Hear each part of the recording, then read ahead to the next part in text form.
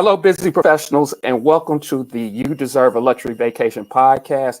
I am happy today because we are going to be discussing Thailand. A lot of people have been coming to me asking about Thailand, especially for a luxury vacation. So we're going to get right into it.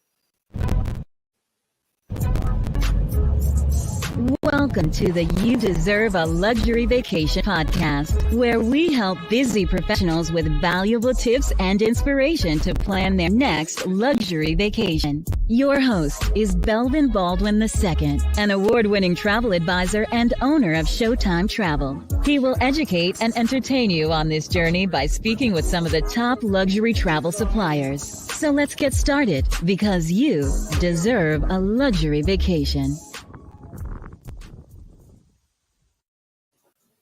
Hello, busy professionals. We have Amanda here. She's one of our on-location partners in Thailand. How are you doing, Amanda?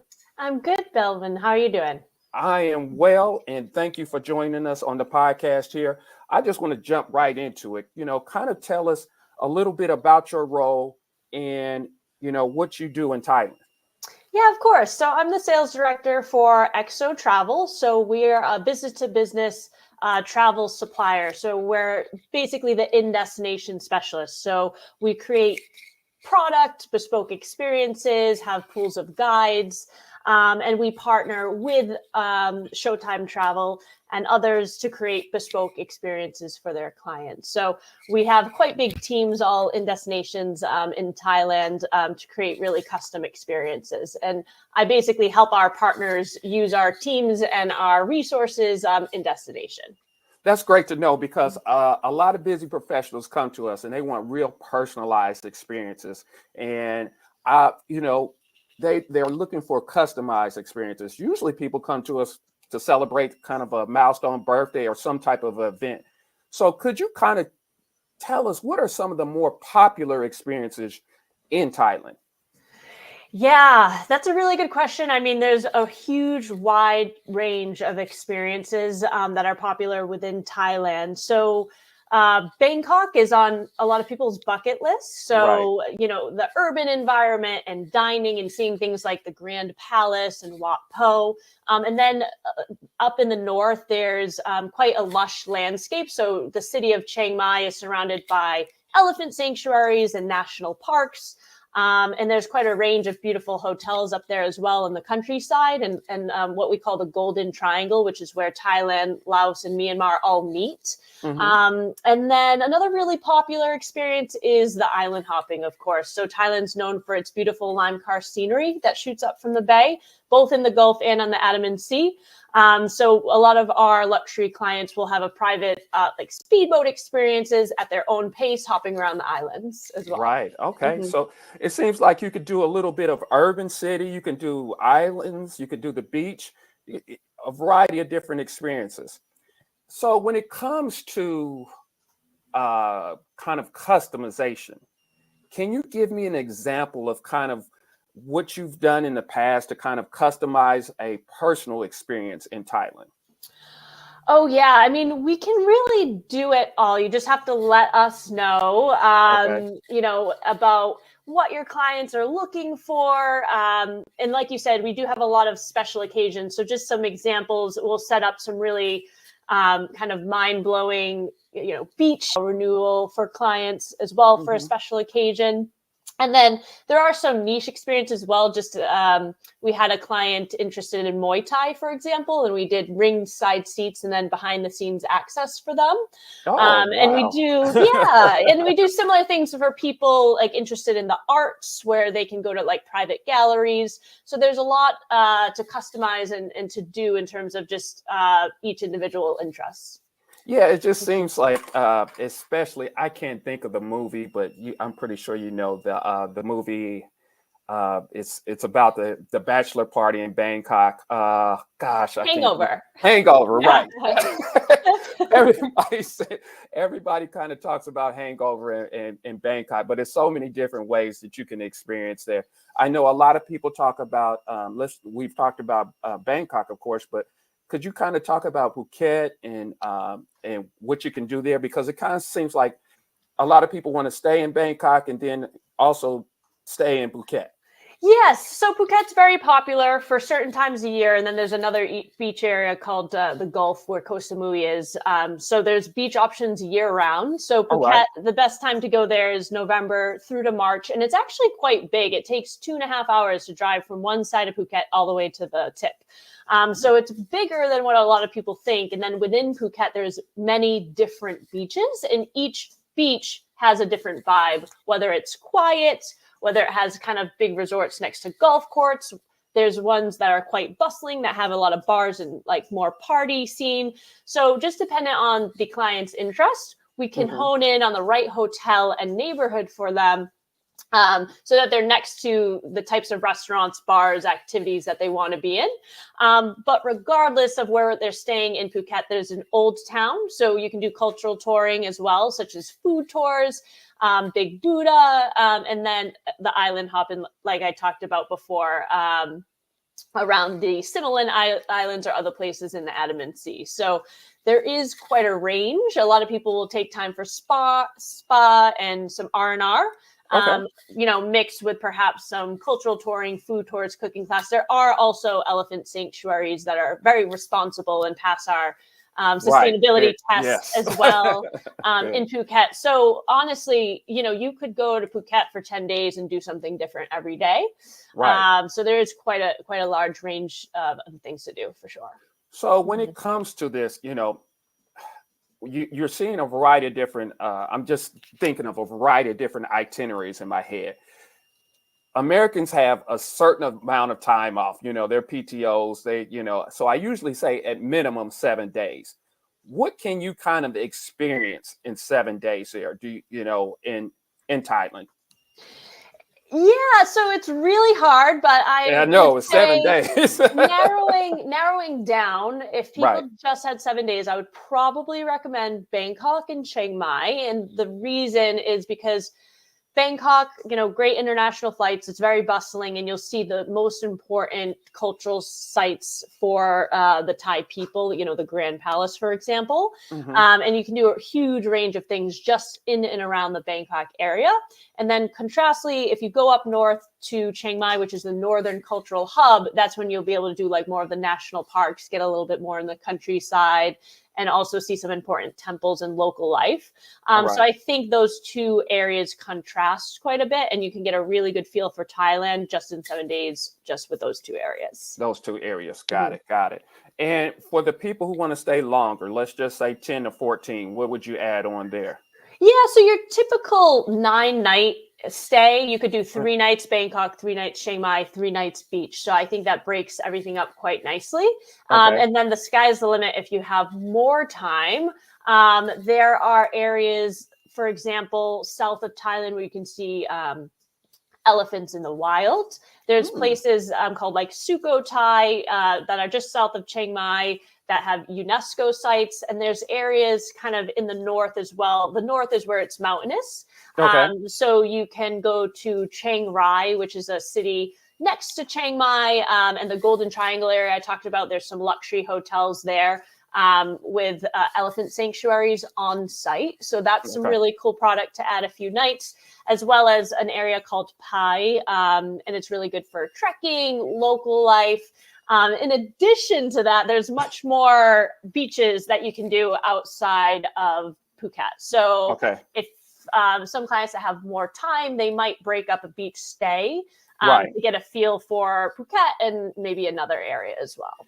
So those sound like some hidden gems out there. Hopefully my listeners were able to catch those.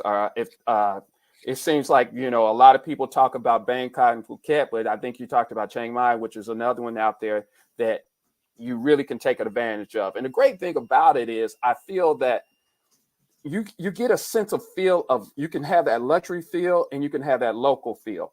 Is there a way to kind of, what type of accommodations do you find in Bangkok? Well, in Thailand, because it seemed like I've seen everything from Four Seasons and up. So Yeah, I mean, the sky's the yes. limit. At your luxury level, you can start at kind of a more local boutique style. So there are some smaller properties that really have a nice local feel.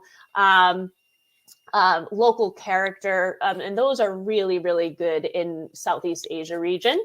And then, yes, you have your international brands such as Mandarin Oriental, Capella, Four Seasons, and then you have city-style hotels in places like Bangkok.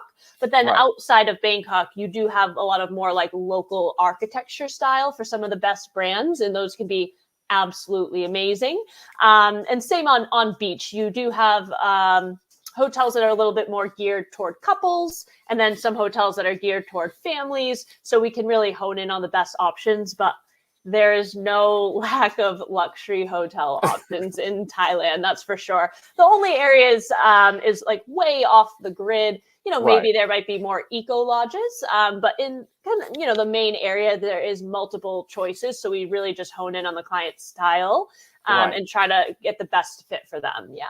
Okay, okay. Mhm. So it just seems like it has a variety of different things out there. I know when I was there, I was able to do what was it? It was the I was able to drink the elephant beer, and the elephant beer was just amazing as well. So I was I don't know if you ever tried the elephant beer when you were there. There's tiger, there's lion. I don't know. I actually normally like tiger is the most popular. Popular well, okay. Um, Maybe it's different now because I just remember it was a big can and they told me, yeah, try this elephant beer. So hey, it's that's funny. different. A lot of things will have elephants on them, so and there's a lot of good loggers and pretty cheap. So Yeah. So, while we're talking about this, I know we talked about the different types of hotels, the cities. Let's kind of give our listeners, I'm gonna give my listeners a visual per se. Let's see if I can find it. And then wait just a second. Hold on for a sec. Uh, maybe not. But we were going to. I think it's we have a variety of different visuals out there that that our clients can look at, and once we're done with this podcast, I'm going to give them some visuals to see, so they can kind of see exactly what's out there when it comes to not only uh, Thailand, but to really see everything out there. I always say, just look and see. Let me see if I can pull this one up here. Here it is.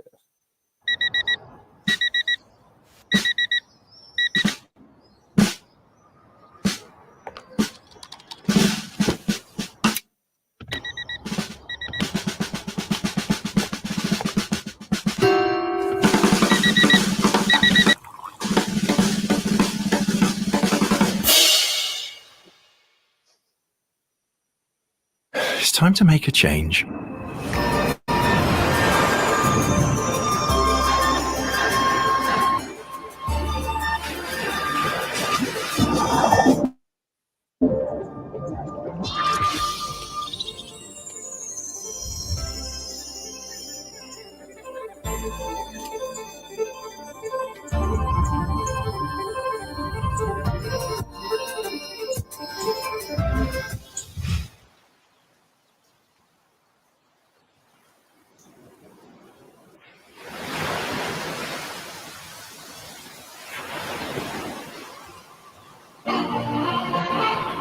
It seems like they have good food.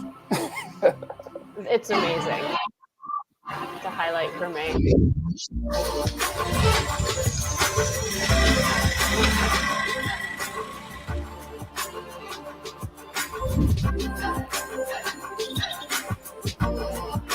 It's more than I could possibly imagine.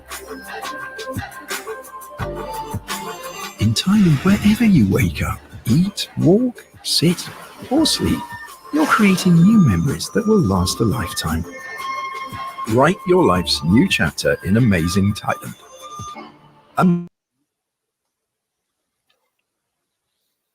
So that gives us a quick visual out there, but it just seems like you have, just like we stated, the urban side, you have the beach side, you have the culture, you have a little bit of everything. Let's talk about the food. I mean, we talked about beer, but what type of food? What's the food scene out there? Oh, that's a highlight for me personally. So I'm Okay. kind of basic. I like a lot of the dishes that are known here, like pad see ew or pad thai. Like those are two of my favorite foods. Okay. But locally, you can get so much more, and it does vary throughout the regions. Okay. So, like papaya salad, for example, they use a lot of coriander, fresh herbs, and then they have like a lot of local noodle dishes, quite a lot of meat dishes as well, All right. but all fresh flavors and different variations of spice. If you Okay. do like spice, Right. sky's the limit in Thailand. So a lot of our clients will do street food experiences, which get really highly rated. We of course vet all the suppliers, but it's really um, kind of a nice bustling scene within the cities when you're doing the street food with our food guides. Right. And then also a range of like behind the scenes and Michelin experiences as well. There's quite a range of Michelin options, especially within Bangkok. Okay. And they can be some of the best restaurants in the world, very, very highly rated, from street food Michelin, 1 Michelin star, and some 2 Michelin star, Okay. and at a really good value compared to what you're going to pay in Europe or the US or something like that for Great. Great. same caliber restaurant. So most of our clients will do a mix of street food with guided experience, local restaurants, and then the high end as well. Okay. Great. Great. Now that brings me to another question. I'm glad you stated that. Why do you think, what's the Americans' appeal to Thailand? Why do you think a lot of Americans, especially, I got a lot of pushback during COVID because it was closed for so long. So many people were ready to go. So why do you think Americans like Thailand so much? Oh, it's been really popular. I think it's for a few reasons. I think people naturally tend to want to go somewhere that their friends might have gone, and a lot of people might have a friend who has gone to Thailand, so it becomes a little less daunting than perhaps some other more exotic destinations, if you Right.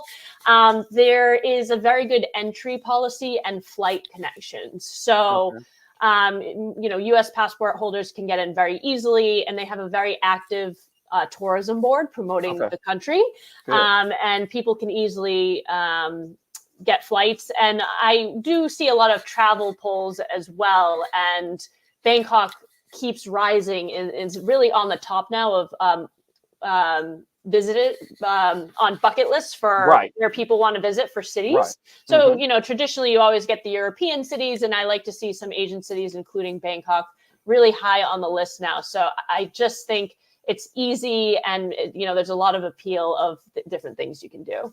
Exactly. I think that's what's great about it. Now, what would you say? I know you kind of in a past conversation here, you talked about the currency exchange. Do you think that is that a reason? Is it a good currency exchange from the baht to the US dollar? Yeah, I mean, I missed that reason because what you don't, it's a long flight, but once you get past that, you get to Thailand, and it's a very, very good value. So, the money you need to kind of travel around and go dining, for example, or tipping, or just Uh-huh. shopping. Yeah, it's a really favorable exchange, and it tends to be a very good value destination compared to a lot of the Western nations. So yeah. I think one of the best things from my visit was the tailor-made suits. A lot of men go out there and they get tailor-made suits, and you can get a Exactly. tailor-made suit and have it done in 2 days. Yep. Uh, is that do you hear that with some of your Yeah. people that go there? Yeah. Yeah. So you can go straight to the shop and choose there, and they're very, very helpful. And you can chat with them. They'll tell you the turnaround time. It's best to go, of course, on your first day within the city.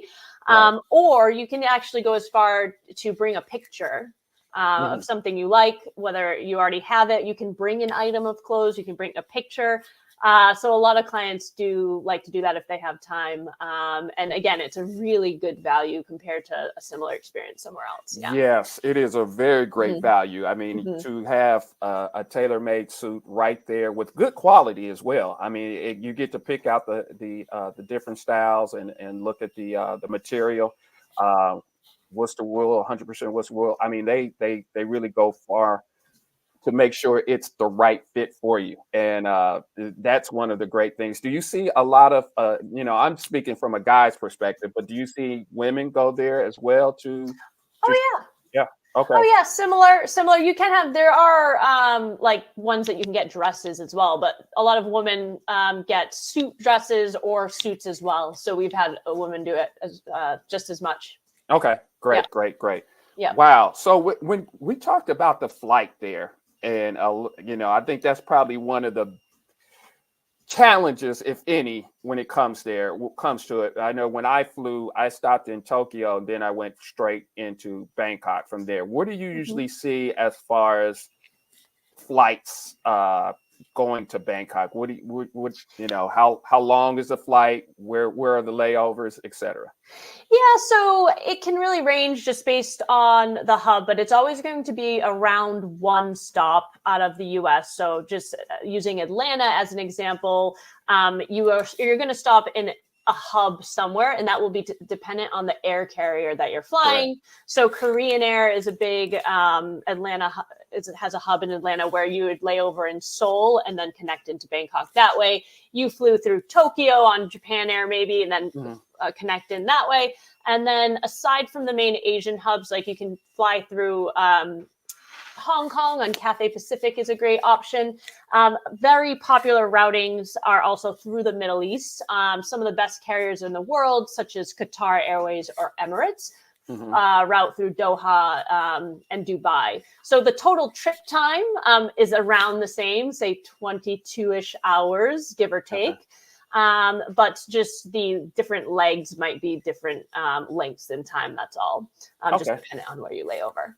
Good. Yeah. So I know, when people talk about it, that's why we say, you want to take an ample amount of time. This is not, if you're doing 7 days, you're really pushing it. I mean, I don't know if you can even really do 7 days. That's why we kind of started at 9 days and more, because I think, what is it? Is it a 12-hour time difference from the East Coast? Exactly. So it's Right. almost exactly opposite. Right, exactly opposite. So, if you're looking for Thailand, I would suggest 9-10 minimum if you're trying to get there, because you have to account for the flight time as well. Great. So Amanda, I think we've talked a lot about Bangkok. I think we have our busy professionals. They've had a lot of things to kind of take in when it comes to Bangkok. Now, we work together, and I think a lot of people, when it comes to traveling, they want to make sure that they're especially taking this type of vacation, that that everything is correct and everything is okay. So could you kind of tell them our relationship and how important it is to work with a travel advisor?